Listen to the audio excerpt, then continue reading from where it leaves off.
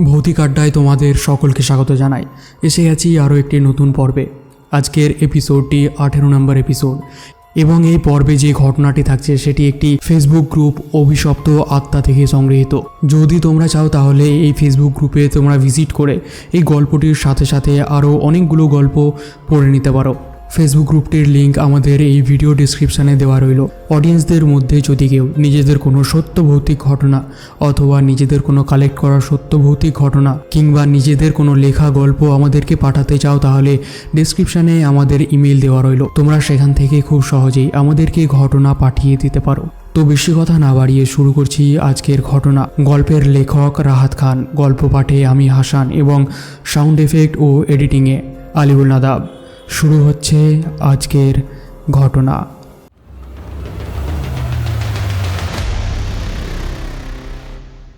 গ্রামটা ছিল ছোটোখাটো, নাম তারকাটা, সুন্দরবনের কাছাকাছি, যেখানে নদী আর জঙ্গল মিলে একটা অদ্ভুত শান্তি বিছিয়ে রেখেছে। সকালে কুয়াশা পড়লে মনে হয় যেন পুরো গ্রামটা একটা স্বপ্নের মধ্যে ডুবে আছে। হিকমত কবিরাজ এই গ্রামেরই মানুষ। বয়স তার 50-এর কাছাকাছি, লম্বা দাড়ি, পরনে সাদা পাঞ্জাবি আর লুঙ্গি। তার বাড়িটা গ্রামের এক কোণে, একটা বড় আম গাছের নিচে। সেখানে সে থাকে তার ছেলে রহিম আর বৌমা সালমার সঙ্গে। রহিম কাজ করে শহরে, মাসে একবার আসে। সালমা বাড়িতে থেকে সংসার সামলায়। হিকমতের কাজ হলো গ্রামের লোকদের চিকিৎসা করা। সে কবিরাজ, মানে ঔষধি গাছপালা দিয়ে রোগ সারায়। কখনো কখনো ওঝাগিরিও করে, যদি কেউ বলে যে তাদের উপর কোনো অশুভ শক্তি পড়েছে। কিন্তু হিকমত সব সময় বলে, আল্লাহর উপর ভরসা রাখো, আমি শুধু মাধ্যম। তার কথায় একটা শান্তি ছিল যা লোকজনকে আকর্ষণ করত। একদিন সকালে হিকমত তার বাড়ির উঠোনে বসে চা খাচ্ছিল। সালমা ভিতর থেকে ডেকে বলল, আব্বা, চা ঠান্ডা হয়ে যাবে। হিকমত হাসলো, আসছি মা। কিন্তু তখনই গেটের কাছে একটা ছায়া পড়ল। একটা লোক দাঁড়িয়ে, তার নাম আব্দুল। গ্রামেরই মানুষ, কিন্তু তার মুখটা ফ্যাকাশে, চোখ লাল। সে এগিয়ে এসে বলল, কবিরাজ সাহেব, আমার মেয়ে রোজিনার অবস্থা খারাপ। রাতে সে চিৎকার করে উঠে বলে কেউ তাকে ধরে রেখেছে। ডাক্তার দেখিয়েছি কিন্তু কিছুই হয়নি। আপনি একবার আসুন না। হিকমত চায়ের কাপটা নামিয়ে রাখলো। তার মনটা একটু অস্থির হয়ে উঠল। গ্রামে এমন ঘটনা কম হয় না, কিন্তু আব্দুলের চোখে যে ভয়টা দেখা যাচ্ছে সেটা সাধারণ নয়। সে বলল, চলো দেখি কি হয়েছে। দুজনে মিলে আব্দুলের বাড়ির দিকে হাঁটতে লাগলো। পথে হিকমত জিজ্ঞাসা করলো, কবে থেকে এমন হচ্ছে? আব্দুল বলল, 3 দিন হয়েছে। প্রথমে শুধু স্বপ্ন দেখ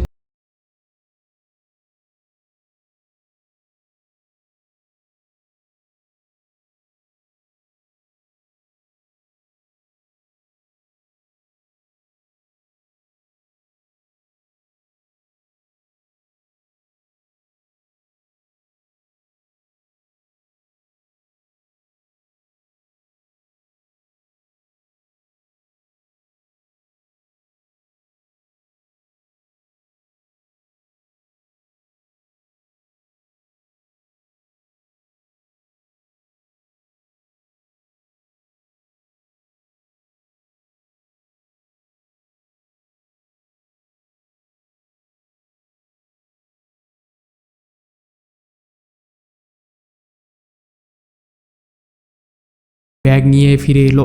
সে রোজিনার সামনে বসে কিছু গাছপালা মিশিয়ে একটা পানি তৈরি করলো। তারপর কোরআনের আয়াত পড়তে শুরু করলো। রোজিনা প্রথমে শান্ত ছিল, কিন্তু হঠাৎ করে তার শরীর কাঁপতে লাগলো। সে চিৎকার করে উঠল, ছাড়ো আমাকে, তুমি কে? হিকমত থামলো না। সে বলল, আল্লাহর নামে যাও, চলে যাও। কিন্তু রোজিনার গলায় যেন অন্য কারোর কণ্ঠ শোনা গেল, গম্ভীর আর গভীর। তুমি আমাকে থামাতে পারবে না কবিরাজ, এটা আমার খেলা। আব্দুল ভয় পেয়ে গেল। এটা কি বলছে? হিকমতের মনটা আরও অস্থির হয়ে পড়ল। এমনটা সে আগে শুনেছে, কিন্তু এত স্পষ্ট নয়। সন্ধ্যা নামার আগে রোজিনা একটু শান্ত হলো। হিকমত আব্দুলকে বলল, আজ রাতে আমি এখানে থাকব, দেখি কি হয়। আব্দুল সম্মতি দিল। আপনি থাকুন সাহেব, আমি ভয় পাচ্ছি। রাত হলো, গ্রামটা নিস্তব্ধ। হিকমত রোজিনার ঘরেই বসেছিল। সালমা বাড়িতে একা, কিন্তু সে বলেছে, যাও আব্বা, আমি ঠিক আছি। রাত 12টার কাছাকাছি হঠাৎ একটা ঠান্ডা হাওয়া বয়ে গেল। দরজা জানলা বন্ধ, কিন্তু হাওয়াটা যেন ভিতর থেকে আসছে। হিকমত চোখ খুলল, দেখলো রোজিনা বিছানায় উঠে বসেছে। তার চোখ দুটো জ্বলছে যেন আগুনের মতো। সে ফিসফিস করে বলল, তুমি জানো না কার সঙ্গে পড়েছ? সে আসছে তান্ত্রিক। হিকমতের হাত কাঁপল না। সে আয়াত পড়তে লাগলো, কিন্তু তখনই বাইরে একটা শব্দ হলো, যেন কেউ হাঁটছে। আব্দুল জেগে উঠল, কি সেটা? হিকমত বলল, শান্ত থাকো। তারা দরজা খুলে বাইরে তাকালো।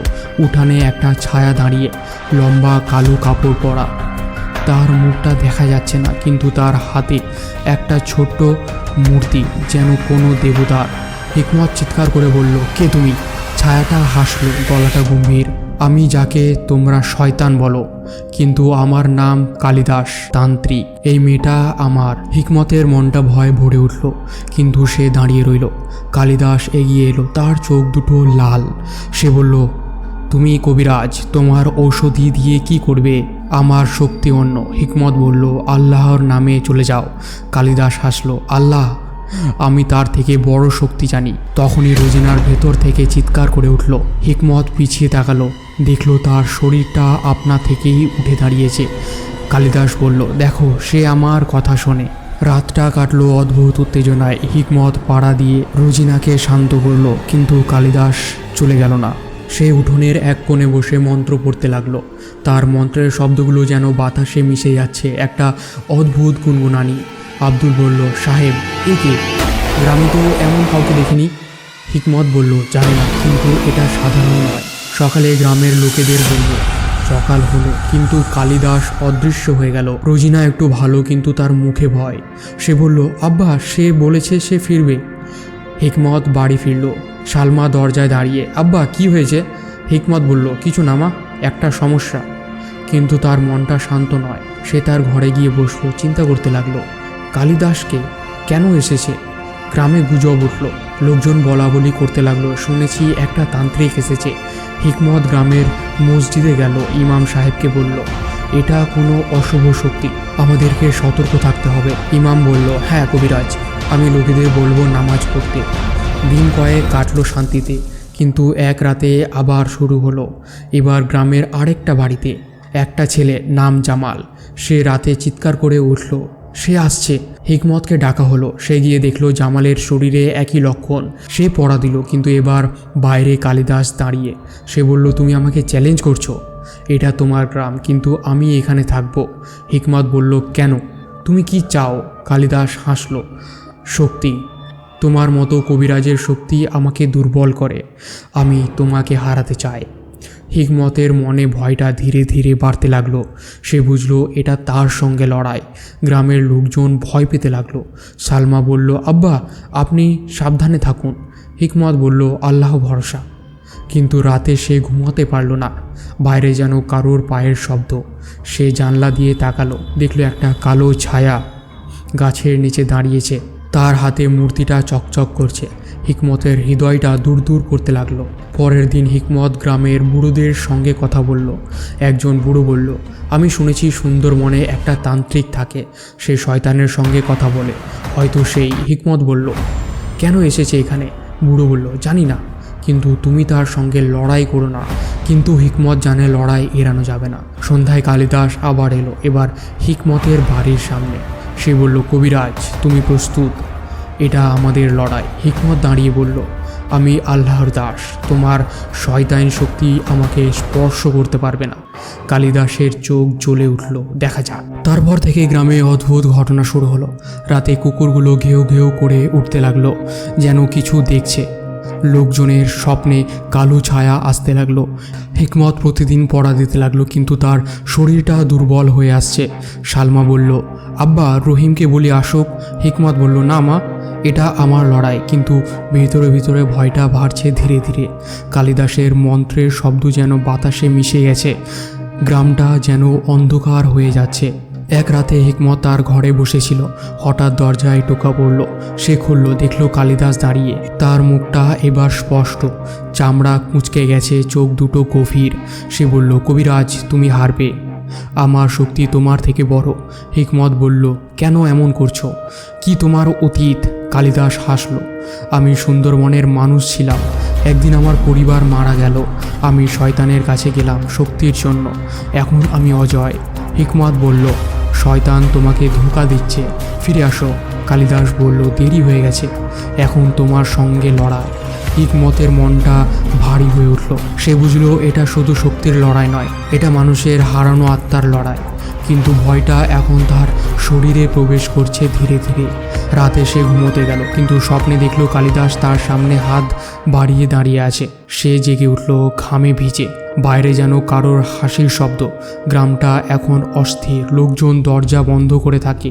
হিকমত জানে লড়াইটা শুরু হয়েছে। সকালের আলোটা যেন আজ একটু ফ্যাকাশে লাগছে। তার কাটা গ্রামের রাস্তাগুলোতে কুয়াশা জমে আছে, আর গাছপালার পাতায় শিশিরের ফোঁটাগুলো ঝলমল করছে। হিকমত তার বাড়ির উঠোনে বসে আছে, হাতে একটা পুরনো কোরআনের কপি। তার চোখ দুটো লাল, রাতে ঘুম হয়নি। কাল রাতের ঘটনাটা তার মনে ঘুরপাক খাচ্ছে। কালিদাসের সেই গম্ভীর কণ্ঠ, তার চোখের লাল আভা, আর সেই মূর্তিটা যেন তার সামনে এখনও দাঁড়িয়ে আছে। সালমা ভিতর থেকে বেরিয়ে এলো, হাতে এক কাপ গরম চা। তার মুখটা চিন্তিত, চোখের নিচে কালি পড়েছে। আব্বা, আপনি কিছু খাননি সকাল থেকে? এটা খান, সে বলল কাপটা তার সামনে রেখে। হিকমত মাথা তুলে তাকালো, তার দাড়িটা হাত দিয়ে বুলিয়ে নিল। মা, মনটা অস্থির। সেই লোকটা কালিদাস, সে কি চায় জানি না, কিন্তু গ্রামটা যেন তার ছায়ায় ঢেকে যাচ্ছে। সালমা তার পাশে বসলো। আব্বা, আপনি একা লড়াই করবেন না, গ্রামের লোকেদের বলুন, সবাই মিলে কিছু করি। রহিমকে চিঠি লিখেছি, সে আসবে শিগগিরই। হিকমত হাসার চেষ্টা করলো, কিন্তু তার ঠোঁটটা কাঁপল। আল্লাহ ভরসা মা, কিন্তু এটা সাধারণ লোক নয়, তার শক্তি অন্যরকম। উঠোনের গেটটা খুলে আব্দুল ঢুকলো, তার পেছনে আরও 2-3 জন গ্রামবাসী। তাদের মুখগুলো ভয়ার্ত, চোখে ঘুমের অভাব।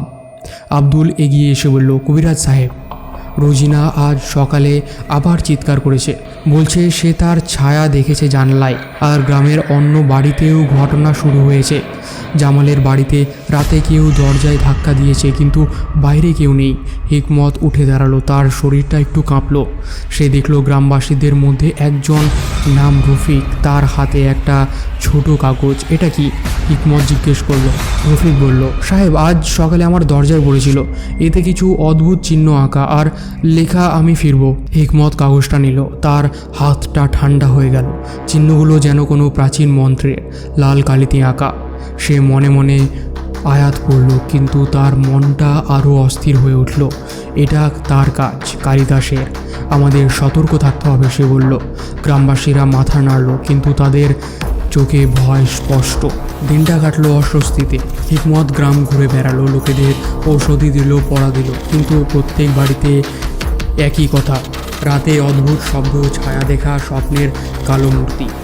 একটা বাড়িতে যেখানে বুড়ি আমেনা থাকে, সে বলল, কবিরাজ, রাতে আমার ঘরে একটা গন্ধ আসে, যেন মরা পোড়া গন্ধ, আর দরজার নিচ থেকে কারোর নিঃশ্বাস শোনা যায়। হিকমত তার ঘরে ঢুকলো। ঘরটা ছোট, দেয়ালে ফাটল। সে চারপাশে তাকালো, কিন্তু কিছু দেখলো না। কিন্তু যখন সে বাইরে বেরোলো, তার পায়ের নিচে কিছু একটা চাপা পড়লো, একটা ছোট হাড়, যেন পশু। তার গায়ে কাঁটা দিল। এটা কোথা থেকে? আমিনা বলল, জানি না সাহেব, আজ সকালে দেখলাম। হিকমতের মনটা ভারী হয়ে উঠল। সে বুঝলো কালিদাসের ছায়া গ্রামে ছড়িয়ে পড়ছে ধীরে ধীরে। বিকেলে হিকমত তার বাড়ি ফিরল। সালমা রান্নাঘরে কাজ করছে, কিন্তু তার হাত কাঁপছে। মা, কি হয়েছে? হিকমত জিজ্ঞাসা করলো। সালমা মাথা তুলল, তার চোখ ভিজে। আব্বা, আজ দুপুরে আমি উঠোনে কাপড় মেলছি, হঠাৎ একটা হাওয়া বয়ে গেল ঠান্ডা, আর আমার পিছনে যেন কেউ দাঁড়িয়ে। ঘুরে তাকালাম, কেউ নেই, কিন্তু মাটিতে একটা পায়ের ছাপ, বড়। হিকমত উঠোনে গেল, দেখলো সেই পায়ের ছাপ।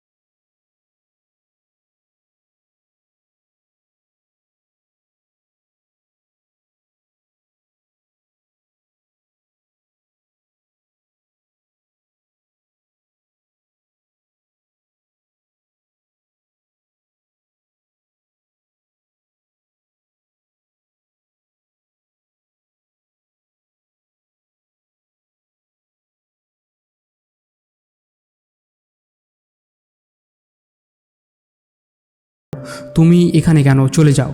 কালিদাস হাসল। তার দাঁতগুলো সাদা কিন্তু চোখ লাল।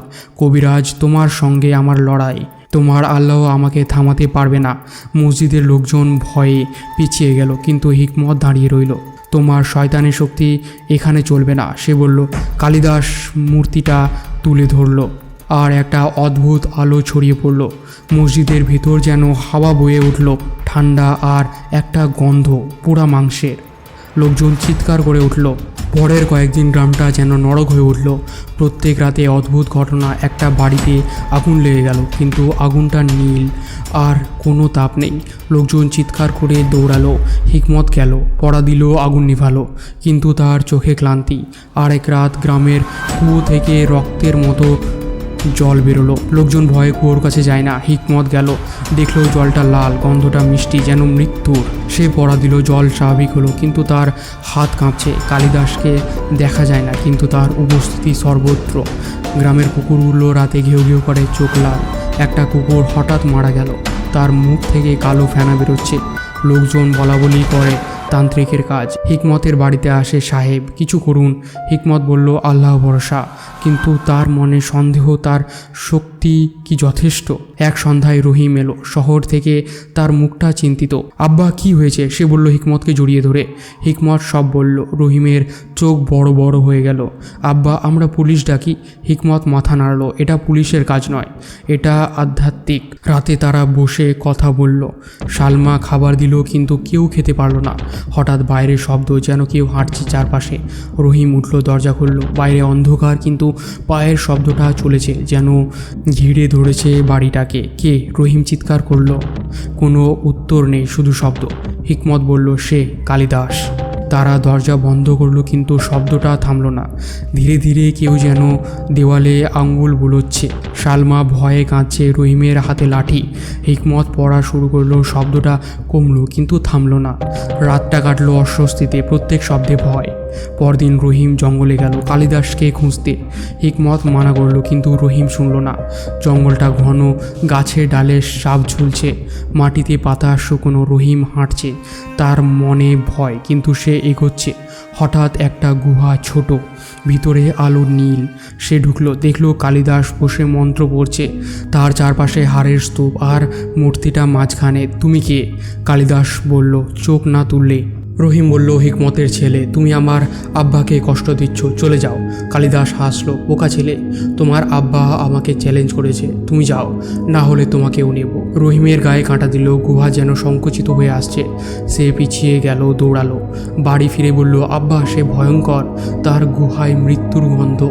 হিকমতের মনটা আরও ভারী। গ্রামে ভয়টা এখন ছড়িয়ে পড়েছে যেন একটা মহামারী।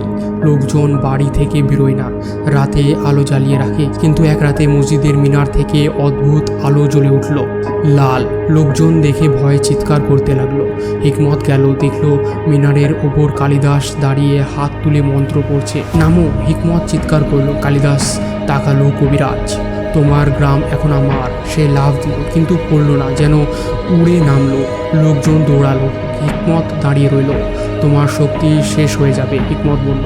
কালিদাস কাছে এলো, তার নিঃশ্বাস গরম। দেখি কে যেতে। সে চলে গেল কিন্তু মসজিদের ভেতর যেন তার ছায়া রয়ে গেল। হিকমতের শরীর দুর্বল হয়ে আসছে, খাবার খায় না। সালমা কাঁদে। রহিম বলে, আব্বা চলো শহরে, কিন্তু হিকমত বলে, না, আমি লড়ব। রাতে সে স্বপ্ন দেখে কালিদাস তার সামনে হাত বাড়িয়ে। আমাকে যোগ দাও, সে বলল। হিকমত জেগে উঠে, ঘামে ভিজে। বাইরে যেন কারো পায়ের শব্দ ধীরে ধীরে কাছে আসছে। দরজা খোলা কিন্তু সে বন্ধ করেছিল। তার হৃদয়টা যেন থেমে যাবে। ভয়টা এখন তার সঙ্গী, ধীরে ধীরে গ্রাস করছে। গ্রামটা যেন মৃত্যুর ছায়ায়, আর লড়াইটা আরও তীব্র হচ্ছে। কয়েকদিন পর গ্রামের কিনারায় একটা নতুন ঘটনা ঘটল। একটা মেয়ের নাম লাইলা হারিয়ে গেল। তার বাড়িতে চিৎকার, লোকজন খুঁজতে গেল। হিকমত গেল জঙ্গলে, তারা খুঁজছে, ডাকছে। হঠাৎ একটা শব্দ, কান্নার মতো। তারা এগোলো, দেখলো লাইলা বসে, তার চোখ ঘোলা। কি হয়েছে? হিকমত বলল।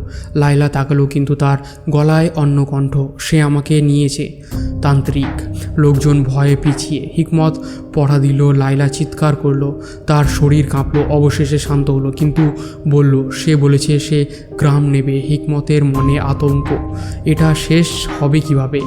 গল্পটা এখন আরও গভীর। ভয়টা প্রত্যেক কোণায়। হিকমত লড়ছে কিন্তু তার শক্তি ক্ষয় হচ্ছে। গ্রামটা অন্ধকারে ডুবে যাচ্ছে আর কালিদাসের ছায়া লম্বা হয়ে উঠছে। লড়াইটা চলবে আরও তীব্র হয়ে। গ্রামের আকাশটা আজ যেন আরও কালো।